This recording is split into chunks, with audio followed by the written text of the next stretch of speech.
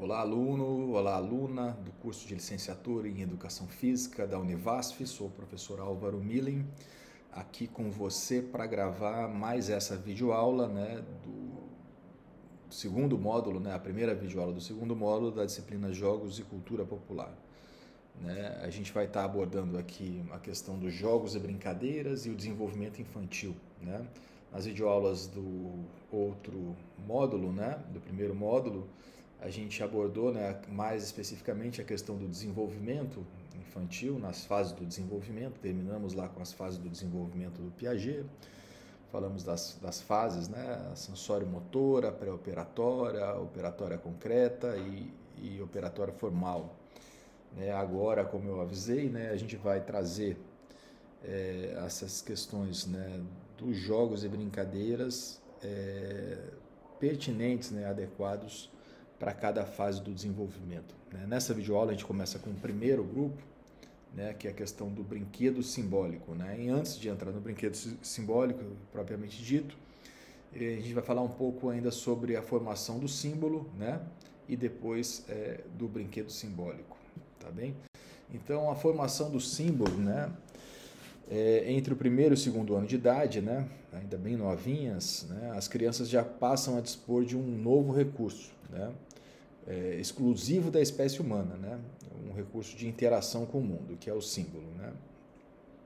Então, se antes ela somente se interagia com o mundo através da interação motora, a gente viu lá a questão da formação da motricidade, assim, de como a criança interagia com o mundo, sobretudo com os aspectos motores, psicomotores. Agora, já a partir da formação da linguagem, ela começa, lá pro entre o primeiro e o segundo ano de idade, ela começa a ter a capacidade de interagir com o mundo através do recurso simbólico, tá? Então, o símbolo é uma representação mental, é uma forma de pensar das ações vividas no mundo. Então, ela não mais simplesmente vive, interage com o mundo, como ela tem a capacidade, a criança já passa a ter a capacidade de pensar, de refletir, de representar essas ações vividas no mundo. Isso é o símbolo. E para se desenvolver, o pensamento da criança precisa ser exercitado. É preciso aprender a pensar. Viver o mundo da fantasia é um importante modo de se aprender a pensar. Então, o símbolo, essa representação mental, das ações vividas no mundo, eles vão ser, também precisam ser estimulados para o desenvolvimento. Então,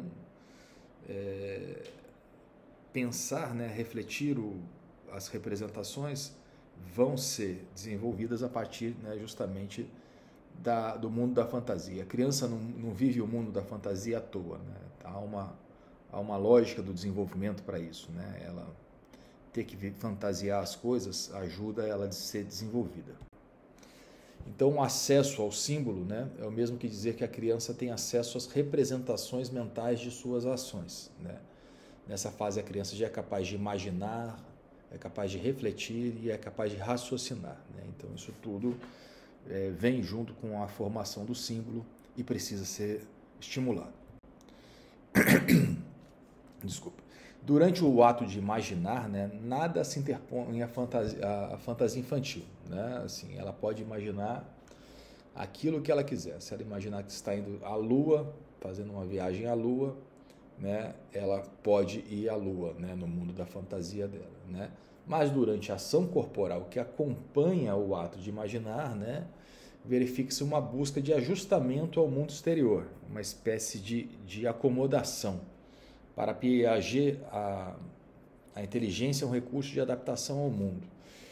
Então, vamos lá, vamos supor, eu dei o exemplo de que no mundo da fantasia ela pode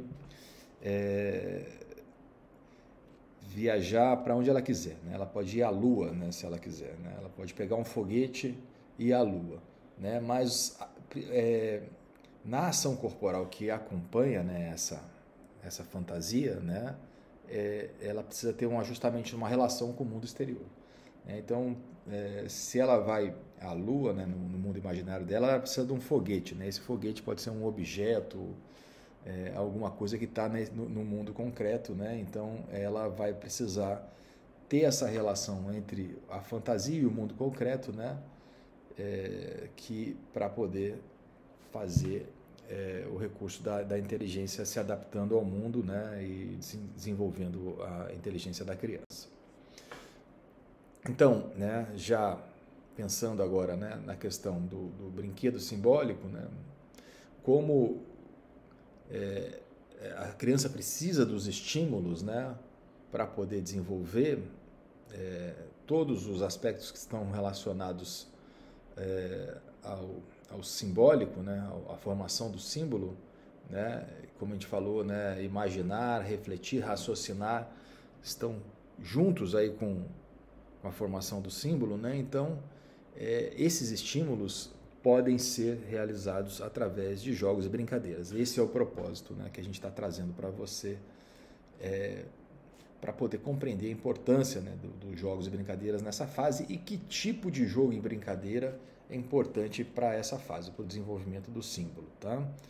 Para a formação e o desenvolvimento do símbolo. Então, o brinquedo simbólico é um tipo de jogo, né, um tipo de brincadeira infantil que vai contribuir justamente para a formação, né, e o desenvolvimento das questões simbólicas e o que está no entorno dela. Né? Então, brinquedos simbólicos são brincadeiras de faz de conta, né, nas quais as crianças revivem situações cotidianas, reais ou imaginadas, o que permite desenvolver a compreensão, a reflexão e a reorganização de suas estruturas mentais. Também, né, o brinquedo simbólico, né, essas brincadeiras de faz de conta, que depois eu vou trazer alguns exemplos para você aí, ajudam também na formação social das crianças. Né? Elas também, além de desenvolver, né, a formação e o desenvolvimento do símbolo, né, das questões simbólicas que vão contribuir, né, para todos esses aspectos cognitivos dela, também vai favorecer os aspectos sociais, né? Porque na brincadeira do faz de conta, né, a criança quase sempre está interagindo com outras crianças, né? Então essas interações durante a brincadeira também ajudam na formação social das crianças, né? Que, como nós vimos lá na questão das fases do desenvolvimento, né, na primeira infância a criança ainda está muito autocentrada, está voltada para si, tem dificuldade de ter uma relação social. E é justamente durante o brinquedo simbólico que essas crianças vão ter essa interação social com outras crianças e vão começar a passar dessa fase autocentrada para uma fase interativa. Então, os exemplos aqui de brinquedos simbólicos, né, que a gente pode citar, tem exemplos muito conhecidos, né, e outros nem tanto. Né? Brincar de casinha, de detetive, de polícia e ladrão. Viagem para a Lua foi o exemplo que eu dei ali, né? No livro do João Batista Freire. Ele relata essa atividade. Né? No livro ele fala que um ex-aluno dele, né, quando professor de educação física escolar, propôs essa atividade para as crianças, né, que faria uma simulação de uma viagem à Lua. Crianças nessa faixa etária, né, 4, 5 anos de idade mais ou menos, que estão ainda no faz de conta, no simbolismo muito forte, né? Então essa brincadeira, essa proposta estimulou eles, né? A atividade proposta pelo professor, né, foi assim, ele perguntou para as crianças se elas queriam viajar à Lua, né? E logo as crianças falaram, quero tio, quero professor. Né? Então ele falou, não, então para viajar à Lua a gente vai ter que montar uma expedição, né? A gente vai ter que arrumar um foguete. O que vai ser o foguete? Daí as crianças olharam para a volta, né? Aquela questão que eu falei, né? Que o faz de conta, né? A criança pode fazer o que quiser, né? Mas na interação com o mundo ela precisa dessas questões concretas, né? Então o foguete, elas escolheram, né? Em uma ocasião elas escolheram que o foguete seria a trave, né?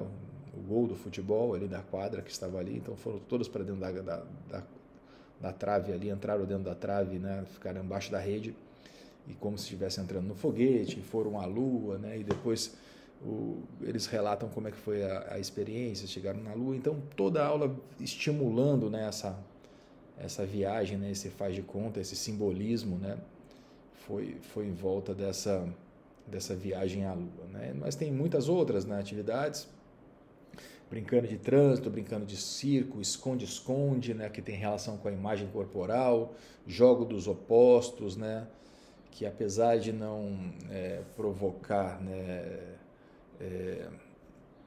necessariamente uma interação simbólica, né, a fantasia da criança promove outras representações simbólicas, né, os jogos dos opostos. Os jogos dos opostos seria uma atividade em que o professor falaria para as crianças, bom, hoje vocês vão fazer, vocês são crianças muito obedientes, não são? Mas hoje vocês vão ser desobedientes. Tudo que eu falar para vocês, vocês vão ter que fazer justamente o contrário, né? Então ele fala, agora eu quero que vocês fiquem muito quietinhas, aí as crianças têm que fazer barulho, se movimentar.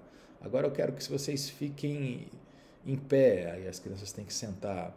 Então ele vai estimulando, né, através de comandos para as crianças simbolizem esses comandos justamente na execução oposta ao comando, né? Então, isso também é uma forma de representação simbólica, né? Mais um exemplo aí de jogo brincadeira.